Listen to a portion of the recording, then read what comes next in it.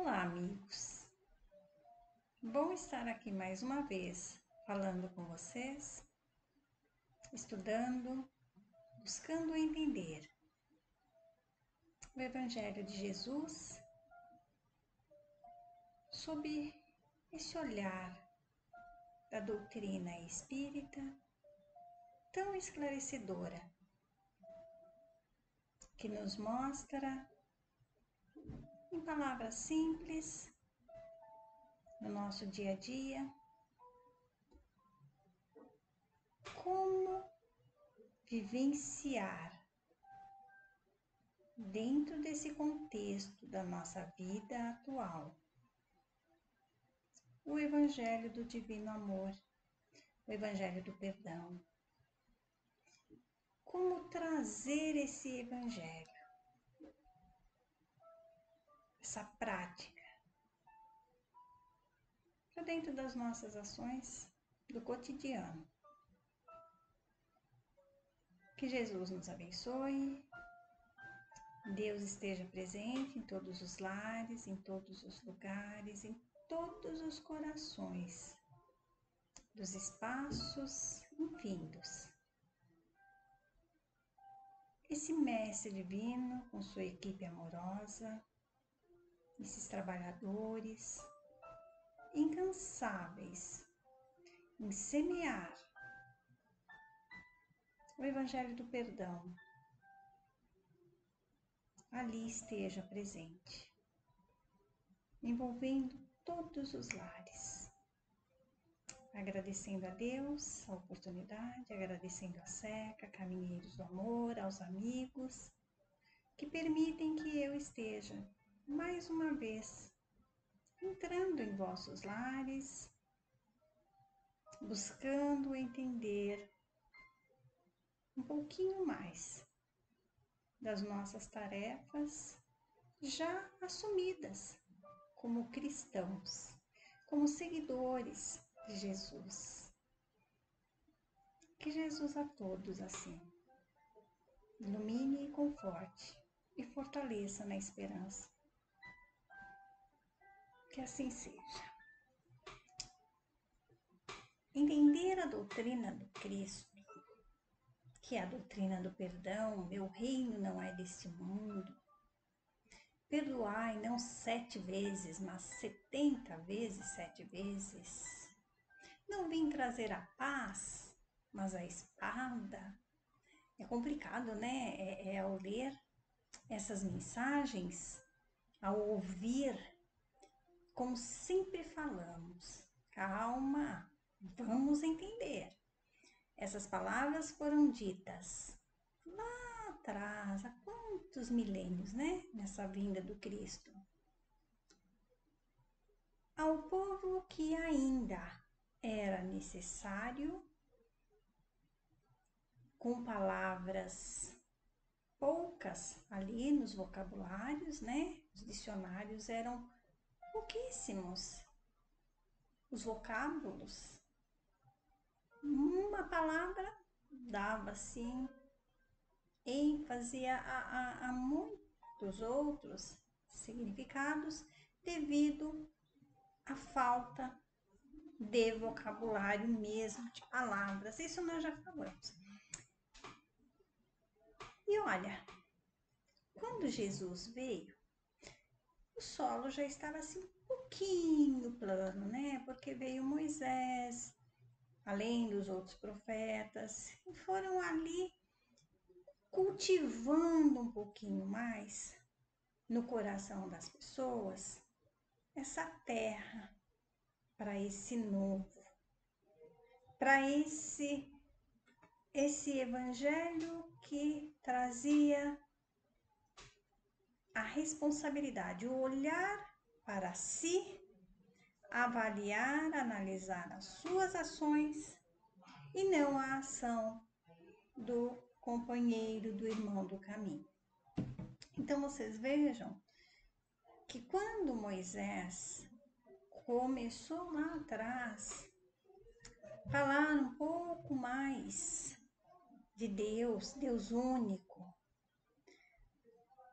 o povo ainda era endurecido.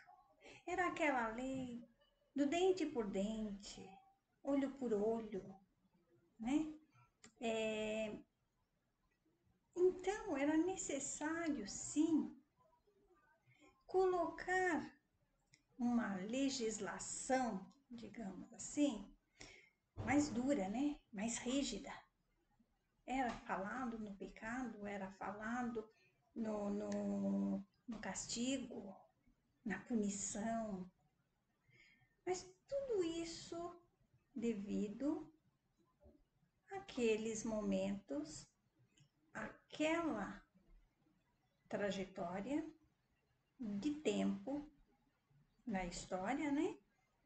Que se encontravam os espíritos encarnados. Era ainda muito rude. Um Deus único já estava então sendo ali alimentado em muitos corações.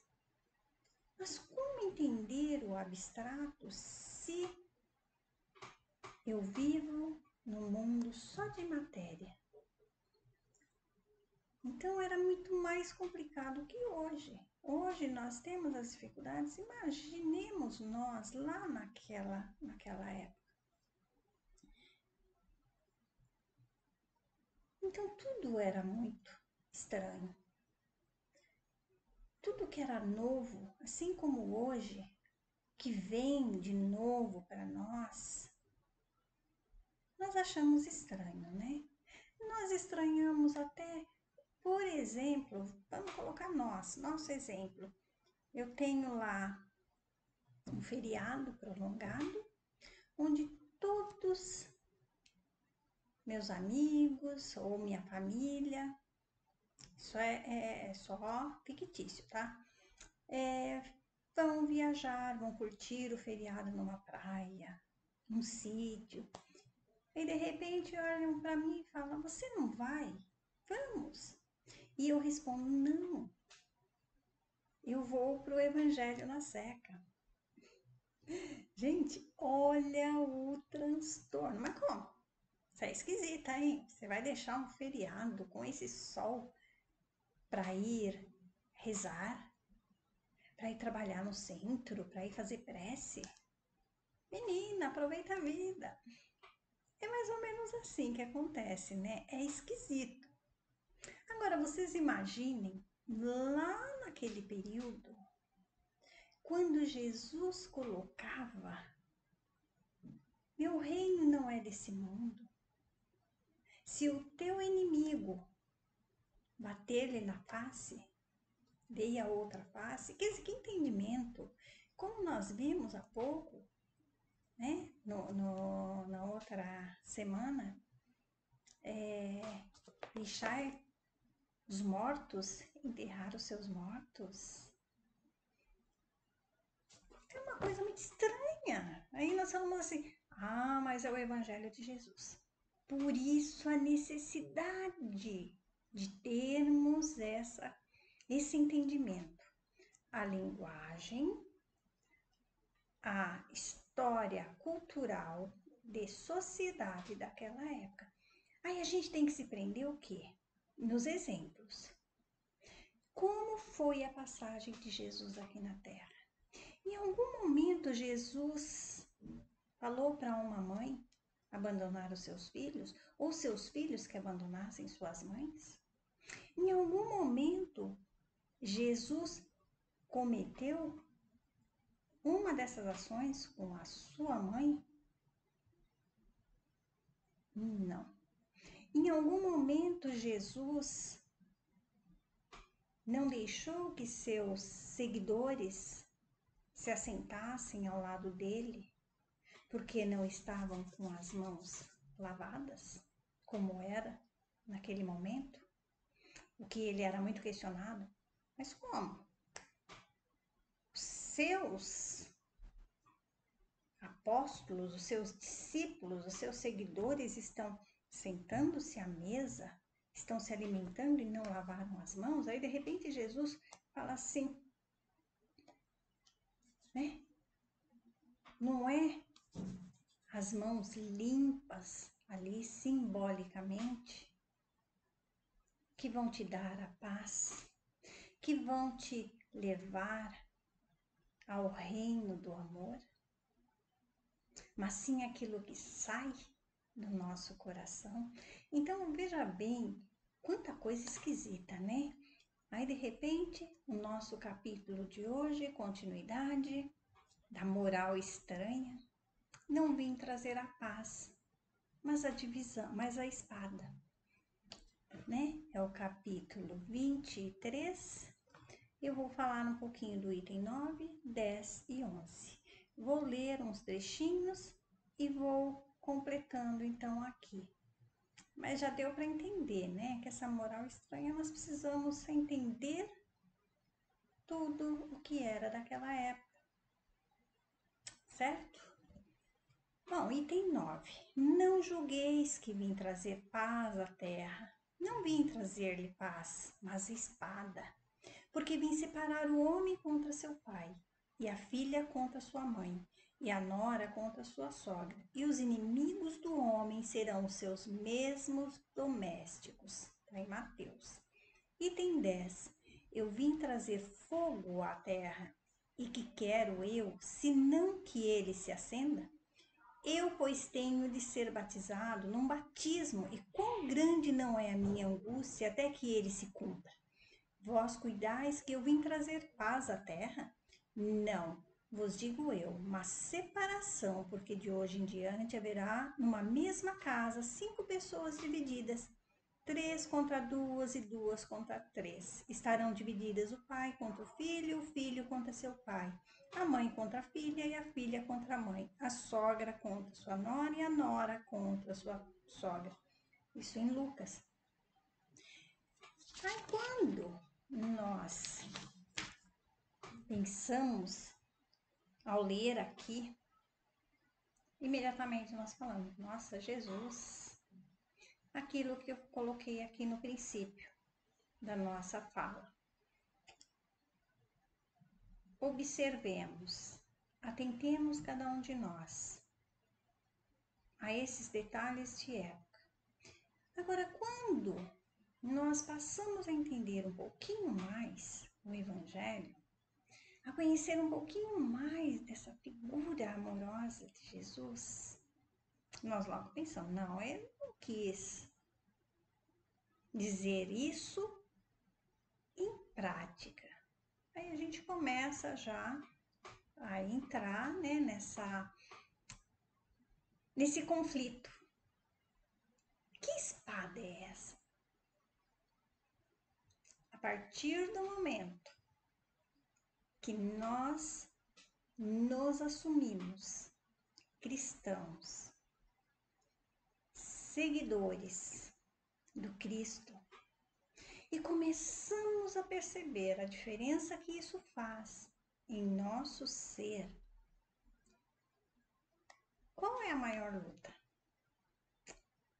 Qual é a maior briga que nós vamos encontrar? É com os outros ou conosco? Então veja bem, como lá naquela época, alguém que não sentava-se à mesa fazer a refeição, tinha lá todo um simbólico, né, da baciazinha ali, a vasilhinha, vamos limpar bem as mãos. Esse mesmo que questionava, isolava, expulsava, abominava, o mesmo ente que estava ali no seu lar, um ente querido, se ele tivesse uma doença, se ele tivesse uma ferida. Onde está o sentido? Onde está a verdade dessa religiosidade? Não tinha. Era a falta do entendimento, assim como nós. Então, nós precisamos entender o amor do Divino Mestre e colocar em prática. Como combater isso? Como essa espada que veio trazer, que busca trazer a paz, mas ela fere os nossos hábitos, os nossos egos. E aí essa espada, ela vai começar a brigar em nós, no nosso ser, no nosso pensamento. Como eu vou não criticar o irmão do caminho? Como eu vou responder à questão? Ah, mas você não vai para o feriado e você vai para um centro trabalhar? Você é estranha, né? Então, como eu vou ver, eu vou receber isso? Eu vou receber e vou responder com 7 pedras? Eu vou tentar impor o meu entendimento? Não, mas é você que está errado. Ou eu vou apenas silenciar e continuar caminhando. Não é assim que o Cristo colocava? Deixe que o inimigo caminhe, perdoe, deixe que ele caminhe. É isso, é deixar cada um caminhar de acordo com os seus passos, com as suas necessidades, com o seu conhecimento. Estamos todos na mesma sala de aula, ou melhor, na mesma escola. Mas as salas de aula, né, a gente divide. Tá lá na hora do intervalo, todo mundo tá reunido. Todos. A gente conversa, a gente brinca. É assim numa escola. Só que na hora do aprendizado, cada um segue para sua turma, para sua sala. É o primeiro, é o segundo, é o infantil, é o ensino médio. Cada um vai encaminhando-se para o seu departamento do aprendizado. Então, eu vou ler para vocês aqui, onde eu comecei pelo Evangelho e não pela mensagem, uma mensagenzinha do Evangelho segundo Mateus, que é o Evangelho por Emmanuel. É a lição, eu não sei, eu acho que não tem o número da lição aqui, mas tem uma página. É a página 354, na Guerra Cristã. É justamente sobre a lição da espada. Quem abraça os princípios cristãos se converte em soldado daquele que nos disse: eu venho trazer a paz.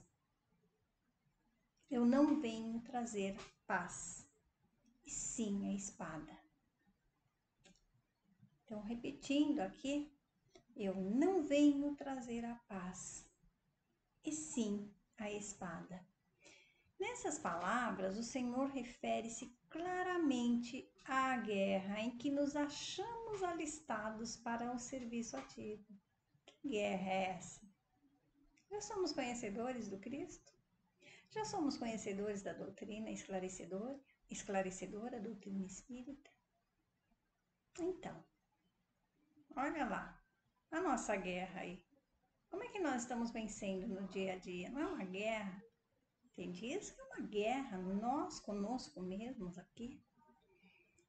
O campo belicoso, porém, permanece na intimidade de nós mesmos. A ação é contra nós, contra as comodidades do eu, contra a cristalização do nosso egoísmo multissecular. O plano de combate jaz estruturado no Evangelho Redentor, cujas indicações deveremos realmente viver se buscarmos triunfo.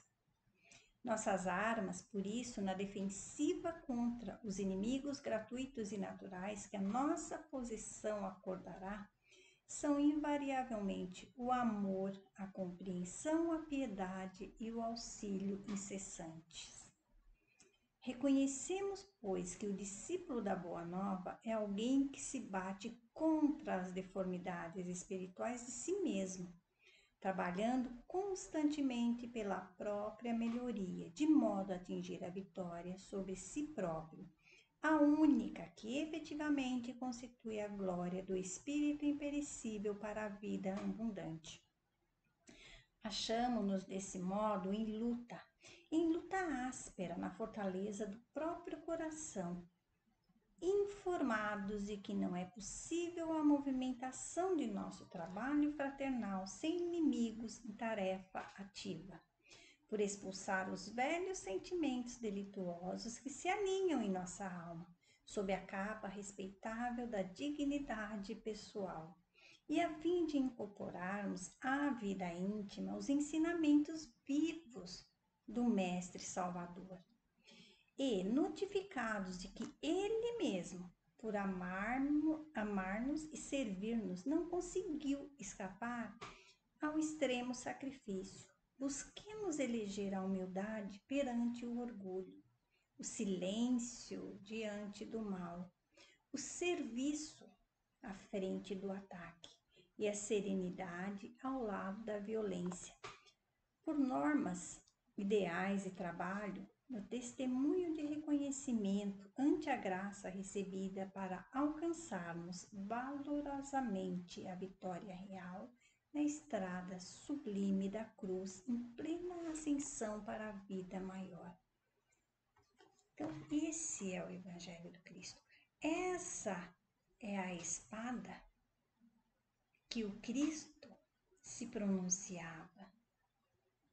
Porque a partir do momento que nós, cada um de nós, no momento exato do nosso despertar, essa espada vai nos cutucar.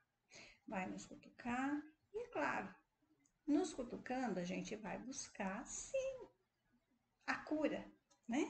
E a cura é o quê? É a nossa transformação, é a nossa aceitação. E aí é claro que essa mudança de hábitos, que como diz a mensagem, hábitos seculares, tá? Essa mudança de hábito, ela vai causar impactos no próximo que está a nós, nos nossos familiares, nos nossos amigos. E aí, como vivenciar, como se relacionar com tudo isso? A mensagem também diz: o silêncio é um caminho.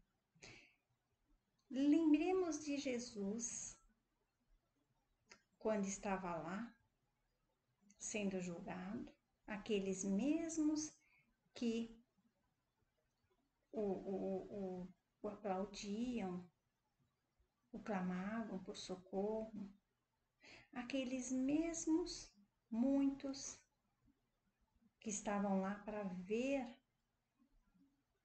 e receber o amparo.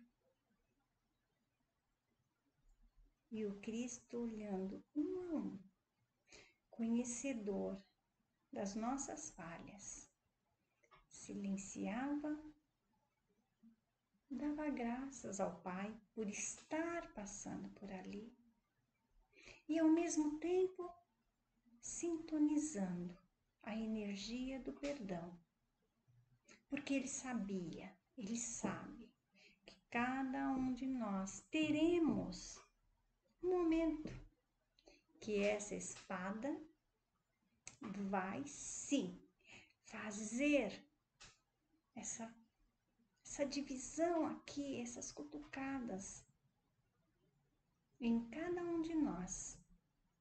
E aí sim, após essa espada ali ferrenha, né, nos cutucando, nesses nossos pensamentos, nessa nossa busca